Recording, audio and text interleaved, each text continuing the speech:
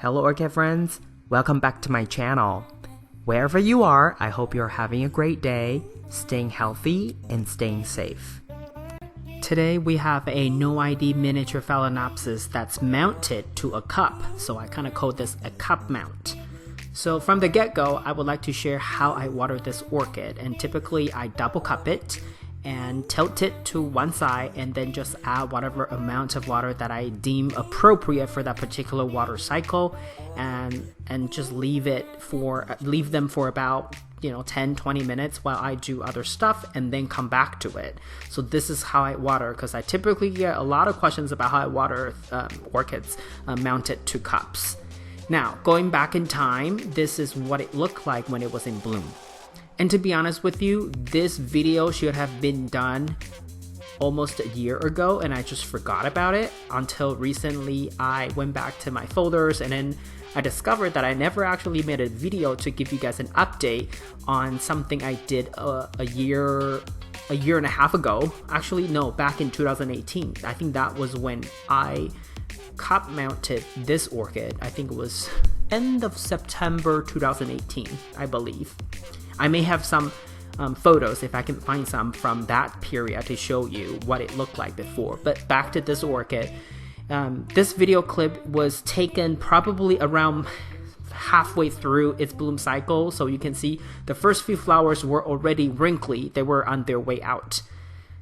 This one is mounted to the cup. I use a twist tie to kind of anchor the orchid to the cup, because initially it didn't have that many roots, and you'll probably see those later in the video from when it looked kind of sad. But that's when I decided that I wanted to do something different to this orchid just to see if I can revive it.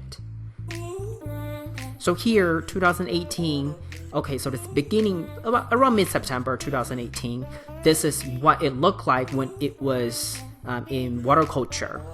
And you can see I even used like a wire to sort of prop it up so that it doesn't go all get down to the bottom of the cup where the water will be. And after trimming off all the dead tissues around the roots, it didn't really have that many roots. So I decided to change method, and cup was something I wanted to try.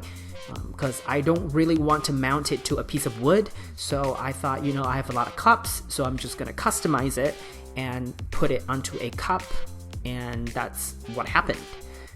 I did not use a lot of moss because this orchid did not have enough roots to begin with anyway, so just a small amount of moss, but that also means that I would have to pay close attention to basically how much water I give it. Now, fast forward a year later, which was when I should have made the video, but I didn't. I forgot about this orchid. So a year later, it started to put out a spike. I was pleasantly surprised, and it was growing nicely, very vigorous.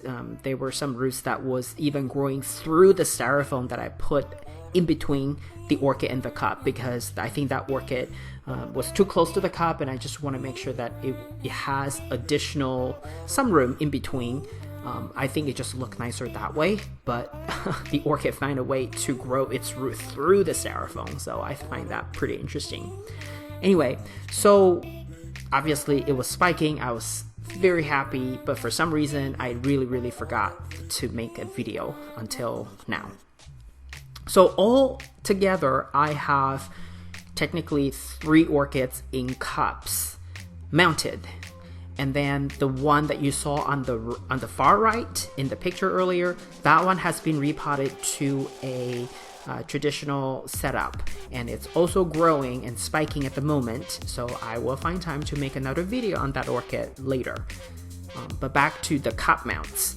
So you can also see the one on the left, which is not the main orchid that I'm going to talk about today, was also spiking, so you can tell that this method actually also works as long as you know what you're doing, meaning proper care, proper nutrition, proper watering.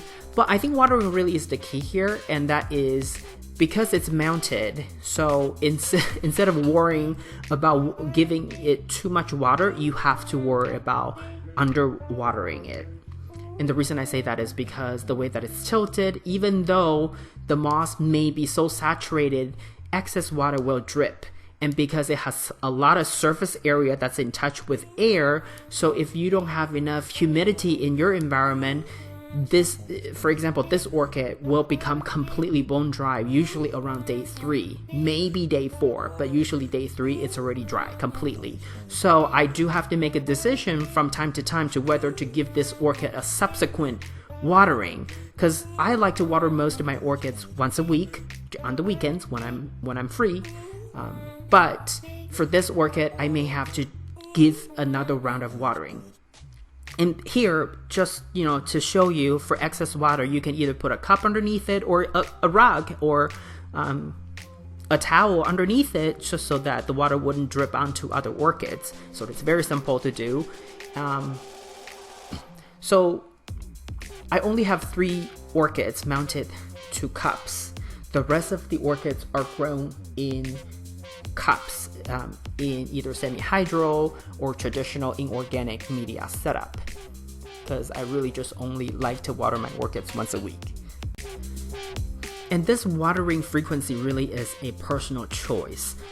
For those of you who may be working a job like I do, you may not have the time to be able to water frequently throughout the week. Choosing a proper method that would meet your need as well as your orchid's need is most ideal. And that you can either adjust from the watering, the amount of water, size of the cup, and medium that you use. It can be anything, right? I envy people who have a lot of time to be able to water their mounted orchids. I don't have the time nor the patience to do that, unfortunately. So I can only use this method sparingly so that I wouldn't get all stressed out about having to water my orchids. And that's really just for my own sanity, really. So again, I kind of alluded to this earlier.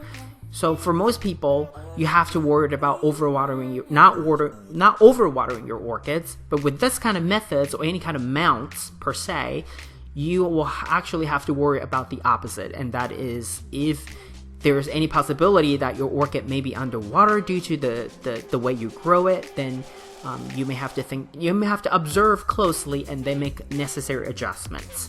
With this orchid, fortunately, I should say, it actually was pretty okay with me watering it once a week, and fertilizer quarter strength as usual. So overall, I think this experiment was definitely a success. This is all I have for you today. If you like this video, please give it a thumbs up, and if you would like to get more orchid related videos from my channel, please subscribe and turn on the notification. I want to wish you happy growing, and I will talk to you in my next video.